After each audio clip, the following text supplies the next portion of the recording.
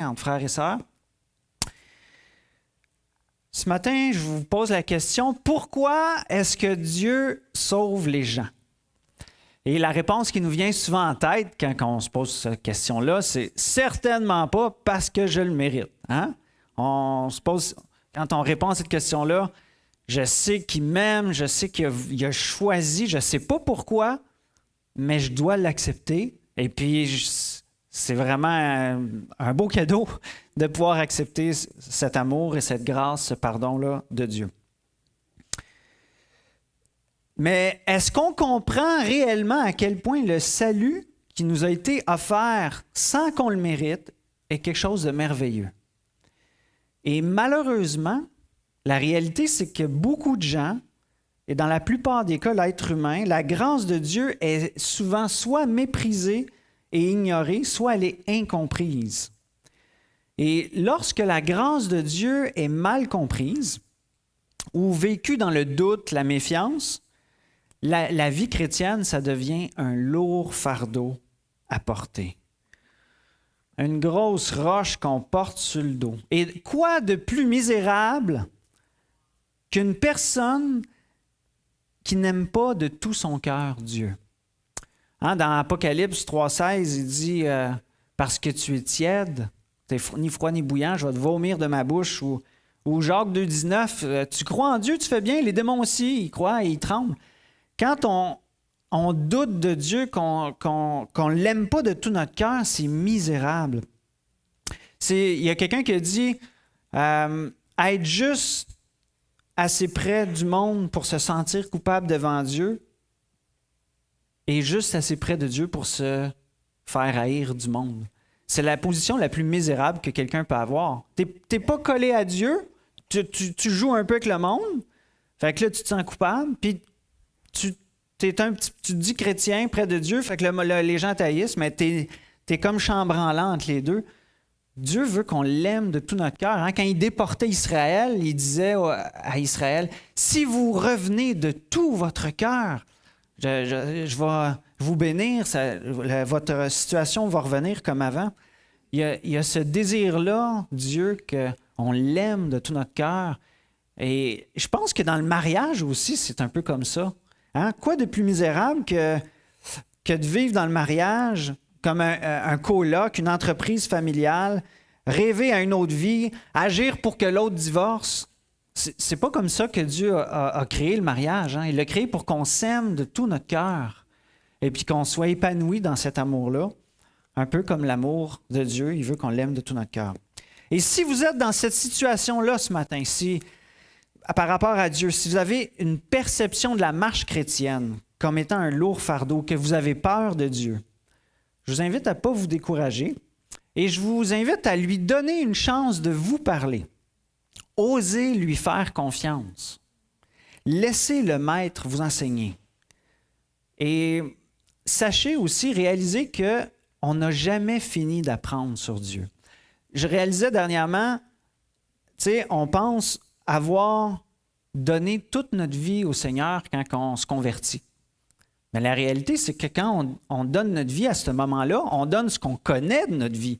Mais il y a plein d'affaires qu'on ne connaît pas, puis que Dieu, dans la marche, nous fait connaître, puis il continue l'œuvre qui a commencé en nous. De la même manière, on se dit, « Ah, toi, là, je te fais confiance au complet », mais on fait confiance à ce qu'on connaît de lui. Puis dans la marche, on apprend à le connaître de plus en plus, puis à continuer à lui faire confiance, puis à grandir dans la foi.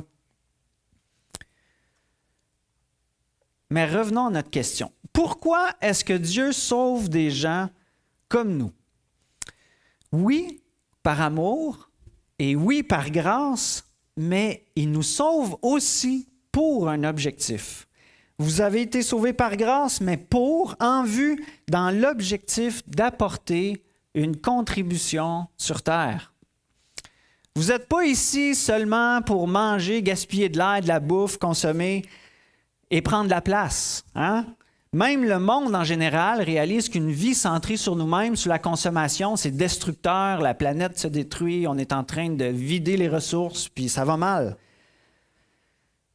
On va découvrir ensemble un de nos mandats dans l'Évangile de Matthieu, chapitre 25, versets 14 à 30. Matthieu 25, 14 à 30. Et pendant que vous tournez peut-être dans vos Bibles, j'aimerais juste vous mentionner que cette histoire-là qui est racontée par Dieu se trouve dans une série de 3 histoires qui exposent des facettes du royaume. La première histoire, c'est les 10 jeunes filles qui vont à la rencontre du nouveau marié pour célébrer ses noces. Puis là, 5 sont prêtes, ils sont surprises de l'arrivée, hein, ils sont un petit peu surprises du moment où ils arrivent, mais ils sont prêtes. Et 5 autres sont folles, négligent de se préparer, arrivent trop tard, la porte est fermée. La troisième histoire, c'est un berger qui sépare les brebis des boucs. Et c'est une image qui représente un petit peu le jugement dernier. Les brebis sont celles qui ont aimé Dieu et qui l'ont exprimé en prenant soin des autres, particulièrement de la famille de Dieu, en les visitant en prison, en prenant soin des malades, en reflétant le cœur de Dieu. Et les autres, les boucs, c'est ceux qui n'aimaient pas Dieu, qui ont négligé ces personnes-là. Et là, on va lire ensemble cette troisième histoire qui s'insère au milieu de ces deux autres-là. Matthieu 25, 14 à 30. Vous pouvez aussi suivre avec moi. Donc, ce sera en effet pareil au cas d'un homme qui, partant pour un voyage, appela ses serviteurs et leur remit ses biens. Il donna 5 sacs d'argent à l'un, 2 à l'autre et 1 au troisième, à chacun selon sa capacité. Puis il partit aussitôt. Celui qui avait reçu les 5 sacs d'argent s'en alla travailler avec eux et gagna 5 autres sacs d'argent. De même, celui qui en avait reçu les 2 sacs d'argent en gagna 2 autres. Celui qui n'avait reçu qu'un alla creuser un trou dans la terre et cacha l'argent de son maître. Longtemps après, le maître de ses serviteurs revint et leur fit rendre des comptes. Celui qui avait reçu les 5 sacs d'argent s'approcha et apporta 5 autres et dit « Seigneur, tu m'as remis 5 sacs d'argent et en voici 5 autres que j'ai gagnés. » Son maître lui dit « C'est bien, bon et fidèle serviteur. Tu as été fidèle en peu de choses, je te confierai beaucoup.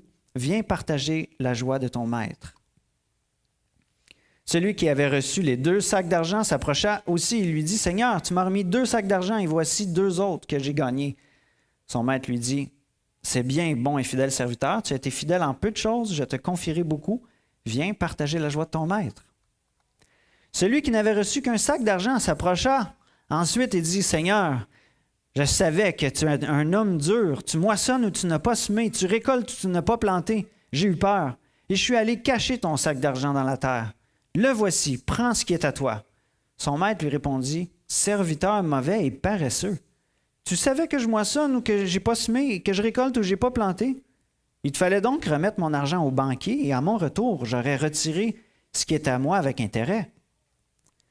Prenez donc le sac d'argent et donnez-le à celui qui a 10 sacs d'argent. En effet, on donnera à celui qui a et il sera dans l'abondance, mais à celui qui n'a pas, on enlèvera même ce qu'il a. Quant au serviteur inutile, jetez-le dans les ténèbres extérieures. C'est là qu'il y aura des pleurs et des grincements de dents. Bon. Tantôt, je vous ai dit que si vous trouviez la vie chrétienne, la vie avec Dieu lourde et décourageante, puis de ne pas vous décourager, puis d'écouter. Puis là, vous dites, hey, ce que tu viens de lire là, c'est exactement, ça fait l'effet que j'étais en train de vivre, de me mettre un gros fardeau sur les épaules. J'avais pas besoin d'entendre ces choses-là en plus. Je me sens justement comme ce serviteur-là inutile qui enterre l'argent et je suis constamment tourmenté par la peur que Dieu me rejette et me donne ce que je mérite. Comment comprendre ce texte-là et trouver un encouragement? C'est quoi les applications aussi qu'on peut avoir pour nos propres vies? Et ce qui se passe avec les 2 premiers serviteurs, ça nous semble facile à comprendre. Hein? Dieu leur remet quelque chose, des talents, ils les font fructifier, ils redonnent, puis ils ont une grande récompense 10 fois plus que qu'est-ce qu'ils ont eu avant. Ils reçoivent encore plus de choses qui leur sont confiées. Mais qu'est-ce qui arrive avec le 3e serviteur? Et qu'est-ce qui se passe parfois avec nous-mêmes? Eh bien, le troisième serviteur n'avait pas confiance en Jésus-Christ. On voit au verset 24, « Je savais que tu es un homme dur. Tu moissonnes où tu n'as pas semé et tu récoltes où tu n'as pas planté. J'ai eu peur et je suis allé cacher ton sac d'argent dans la terre. » Et vous savez, quand on n'a pas confiance en quelqu'un, on n'a pas tendance plus à l'écouter ni à faire ce qu'il nous dit. C'est vrai? Quand on doute de quelqu'un, qu'on pense qu'il ne cherche pas notre bien, ou on ne va pas l'écouter. Et je vous invite à écouter et considérer une autre perspective. Qu'est-ce qui est à l'origine de l'incrédulité de cet homme? Est-ce que c'est réellement la dureté du maître? Et la réponse est non. C'est plutôt une vision erronée de Dieu. Le serviteur avait une vision erronée de Dieu. Et la Bible nous met en garde d'avoir cette perspective-là de Dieu erronée. Dans Osée 4,6, il est écrit « Mon peuple périt faute de connaissance ». Et dans Hébreux 11,6, il nous dit « Or, sans la foi, c'est impossible de lui être agréable, car il faut que celui qui s'approche de Dieu croit que Dieu existe et qu'il est le rémunérateur, celui qui récompense ceux qui le cherchent. » Donc, ce serviteur-là, ce troisième serviteur-là, a une vision erronée de Dieu.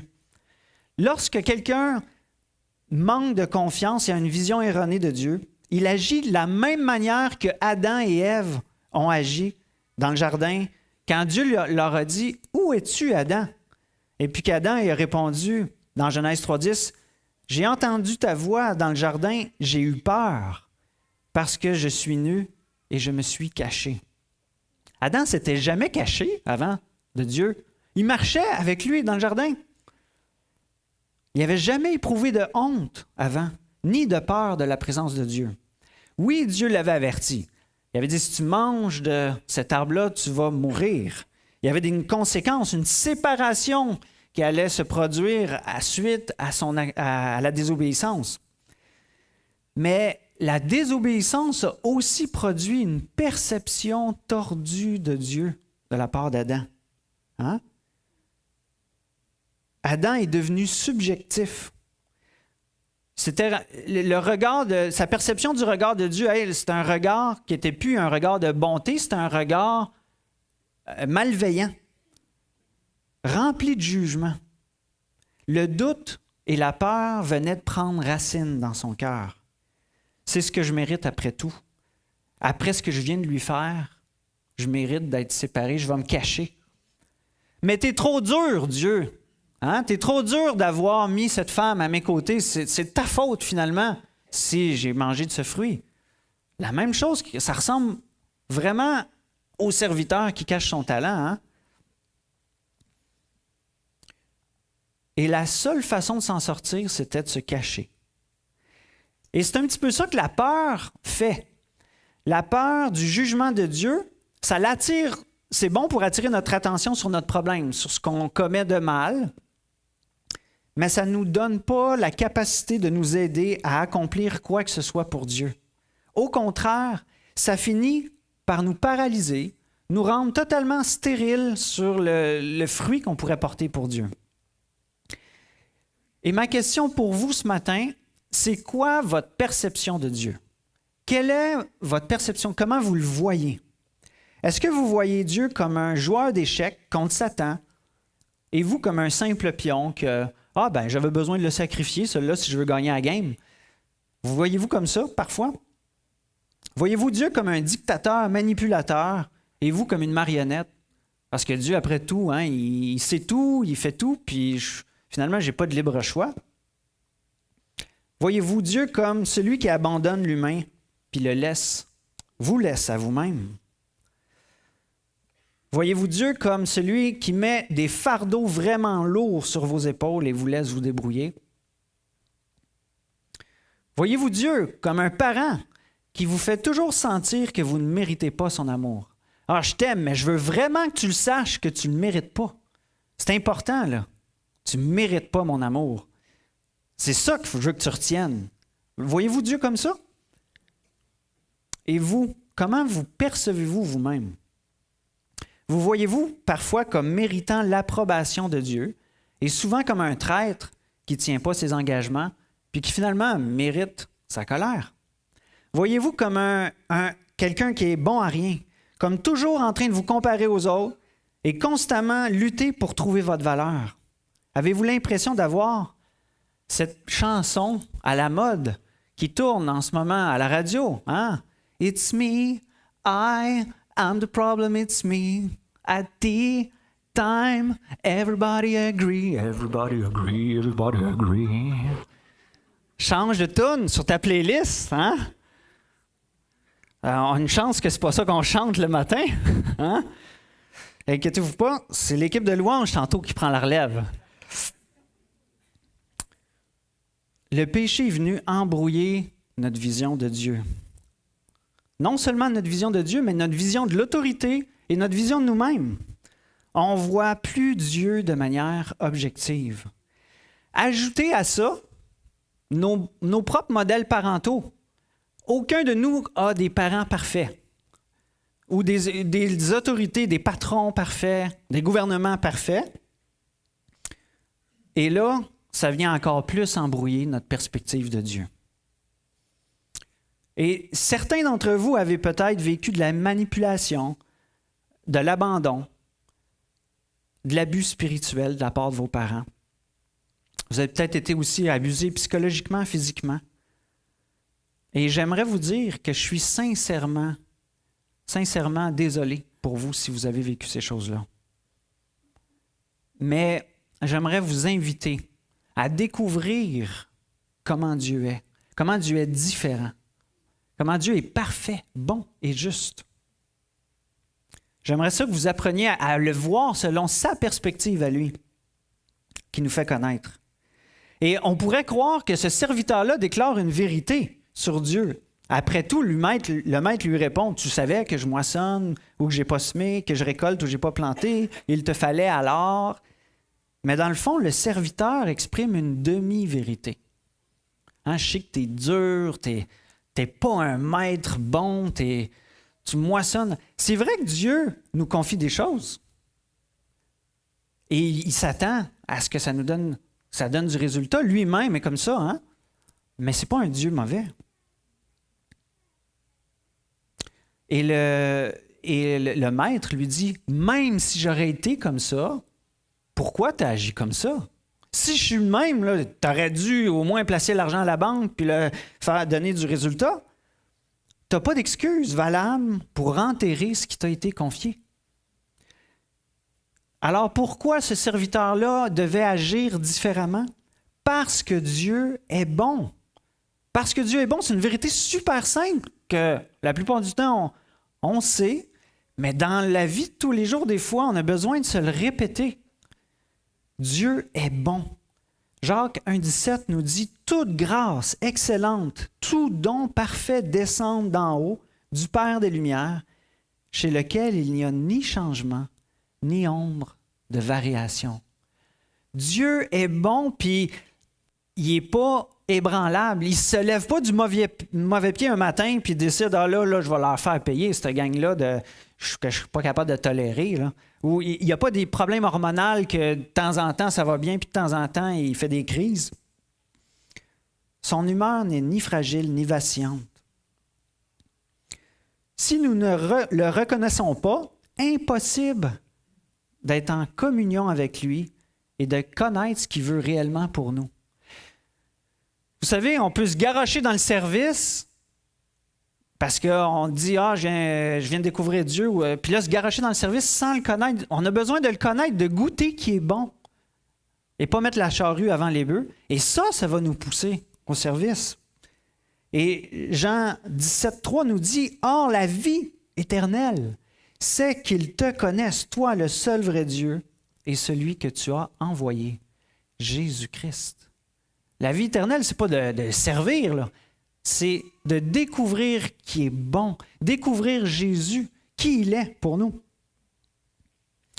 Et voilà l'attitude qu'on doit avoir lorsqu'on s'approche de Dieu, une attitude de confiance. Et pourquoi encore le serviteur devait agir différemment? Parce qu'on a été créé pour le servir. L'homme qui a des serviteurs et qui part en voyage pour ensuite revenir, c'est Jésus-Christ. Jean 14, versets 2 et 3 nous dit « Il y a plusieurs demeures dans la maison de mon Père. Si cela n'était pas, je vous l'aurais dit, je vais vous préparer une place.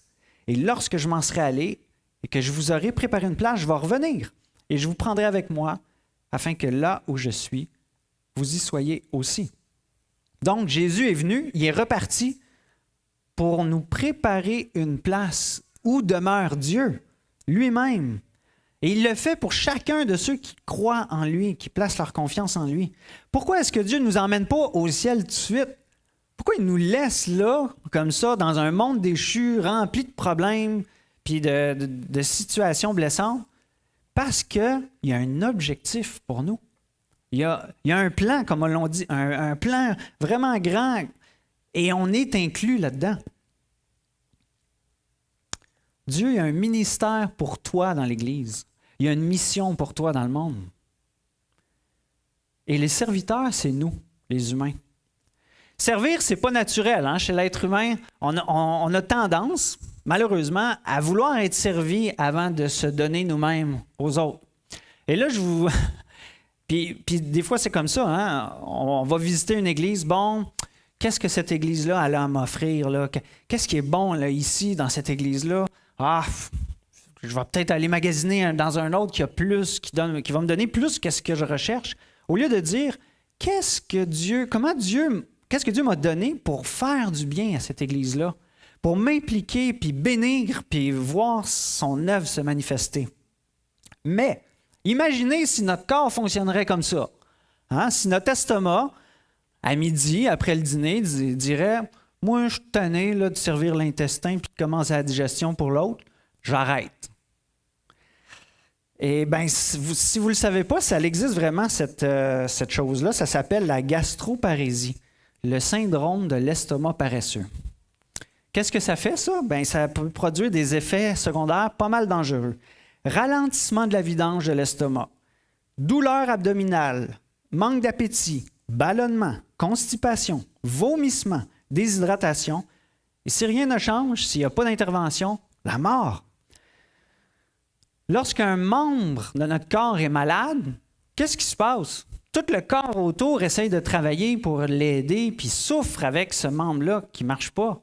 Mais imaginez si ton estomac qui dit « moi j'arrête », puis que là, tous les autres membres disent « ben moi, si lui arrête, moi je démissionne ». J'en veux pas rester là. Pauvre gars, hein? Pauvre personne qui voit tous ses membres lâcher un après l'autre. On est là pour servir et non pas pour notre propre intérêt.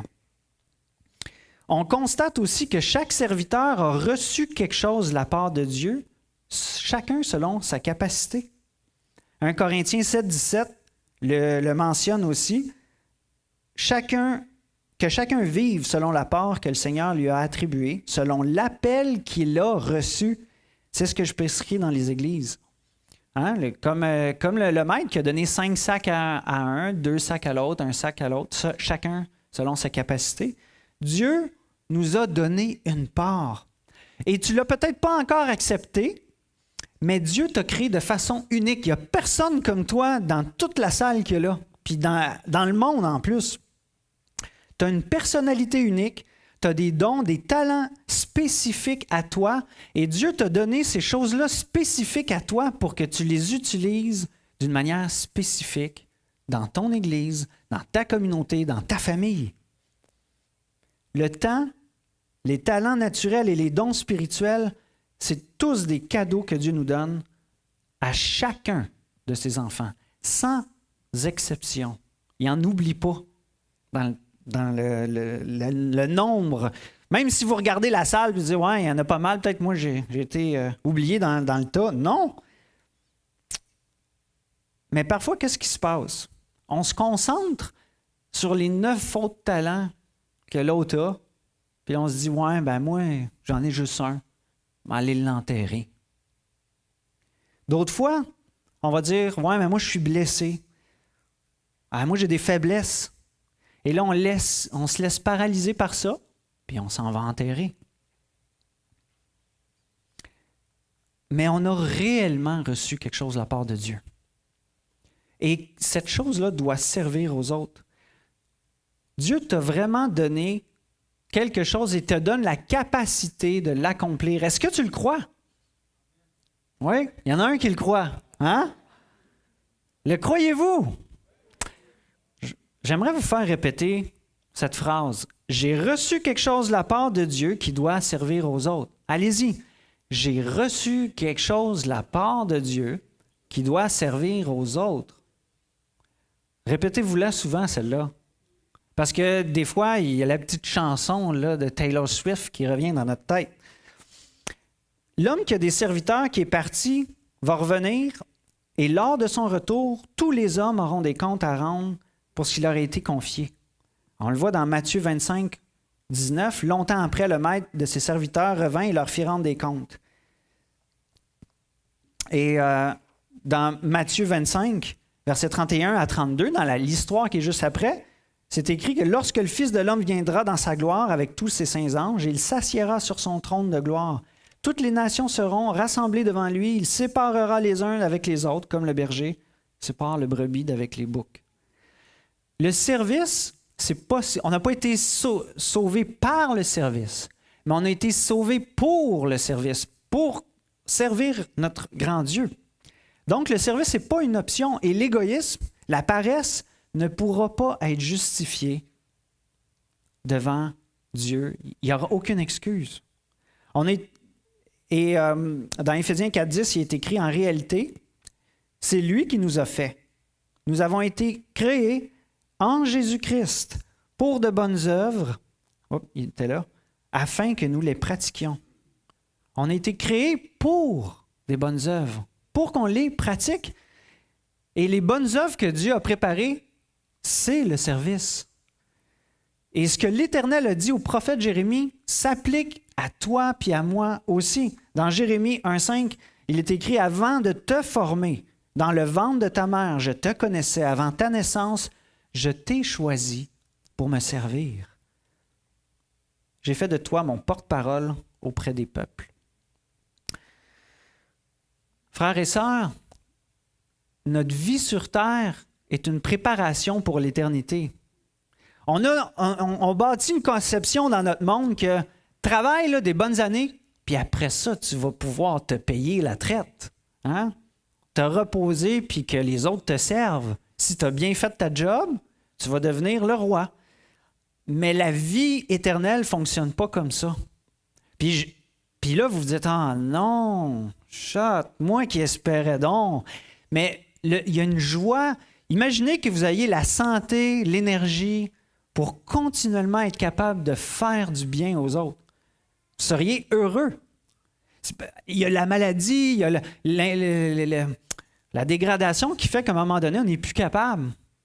Puis aussi, on est limité. Mais encore là, Dieu a tout fait ça pour nous faire réaliser qu'on a besoin les uns des autres.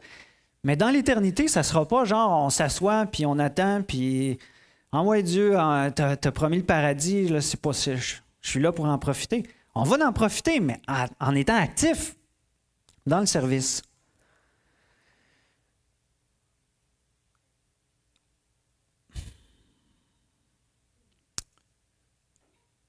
Fait que c'est une préparation pour l'éternité, et on le voit dans Colossiens 3.24, où il est écrit « Tout ce que vous faites, faites-le de bon cœur, comme pour le Seigneur et non pour les hommes, sachant que vous recevrez du Seigneur l'héritage pour récompense.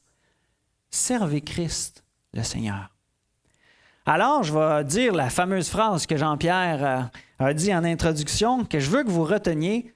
Frères et sœurs, enterre tes peurs et tes doutes, pas tes talents. Enterre tes peurs et tes doutes, pas tes talents. Revenons à la pensée du troisième serviteur. Hein? Je savais que tu es dur. Et cette pensée est parfois vraiment profonde dans notre cœur. Elle a des racines profondes.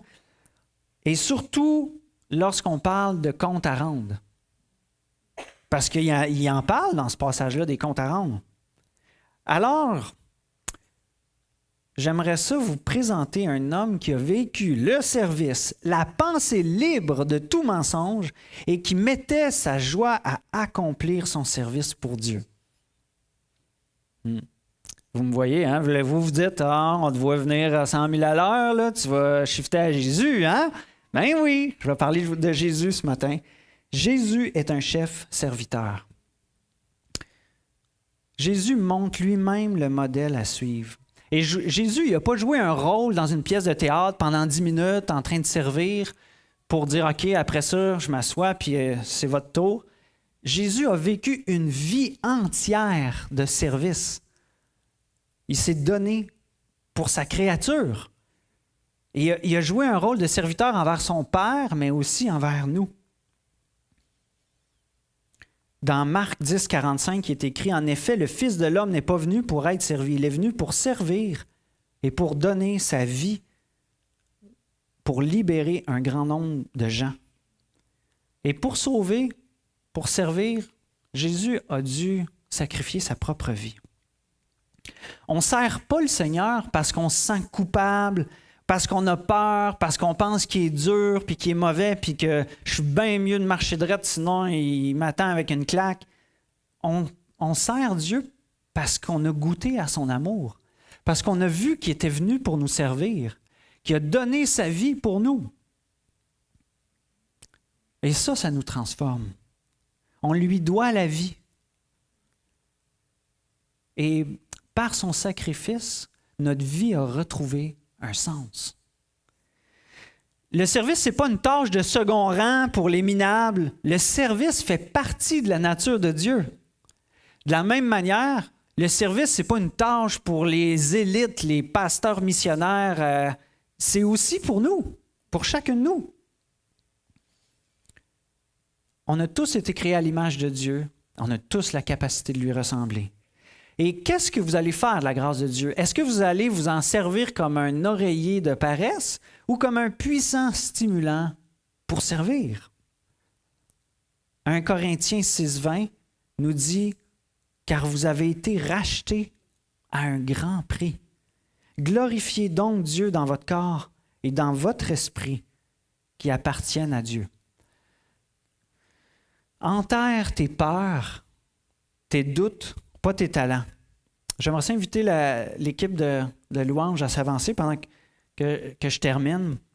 Êtes-vous impliqué en ce moment dans le service ou un ministère, que ce soit dans l'Église, dans votre famille, dans votre communauté? Sinon, pourquoi? Que vous soyez homme, femme, jeune, vous avez la capacité, vous avez reçu quelque chose de Dieu pour le servir. Rick Warren, dans son livre « Une vie motivée par l'essentiel », écrit « Abraham était âgé, Jacob était en danger, Joseph traité injustement, Moïse bégayait, Gédéon était pauvre, Samson dépendait trop de sa femme, Rahab se prostituait, David avait commis l'adultère, Élie avait des tendances suicidaires, Jérémie était dépressif, Jonas hésitant, Naomi veuve, Pierre irréfléchi et colérique, Marthe exigeante, Thomas avait des doutes, etc., etc. Ce sont tous des gens qui ont servi Dieu. Frères et sœurs, qu'est-ce qui vous empêche de répondre à l'appel de Dieu de le servir? C'est une question importante à se poser parce que si on se trompe, on va gaspiller notre vie à poursuivre des plaisirs futiles en pensant qu'on n'a rien à faire pour Dieu. Et si on se trompe, on peut se mettre à être un bourreau de travail aussi. On va s'épuiser sur le poids du mensonge concernant Dieu. Mais si on trouve la bonne réponse, on va avoir la satisfaction de vivre une vie comme Jésus. Enterre tes peurs et tes doutes, pas tes talents. Est-ce que vous allez accepter votre mission ce matin?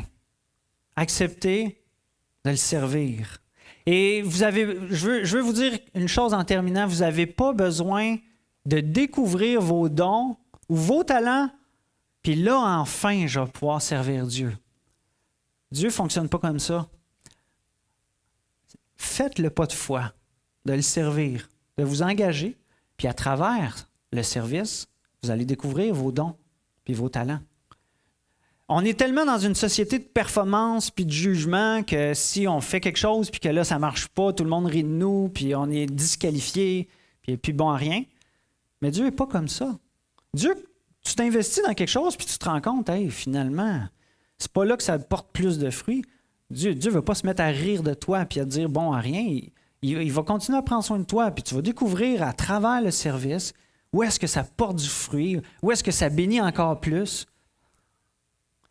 Prions là-dessus.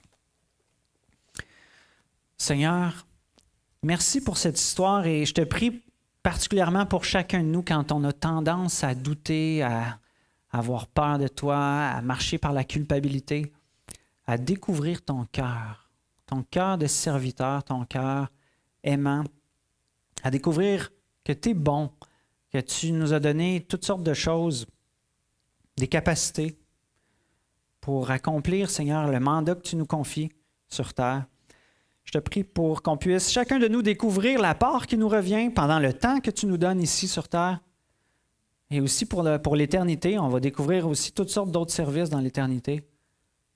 Seigneur, donne-nous la joie de te suivre, de te ressembler et de voir qu'est-ce que tu fais malgré nos limites, malgré nos faiblesses. Seigneur, que si notre corps même nous lâche, que la prière soit le service qu'on continue à te rendre en te faisant confiance, en te voyant agir là où nos mains ne peuvent pas agir.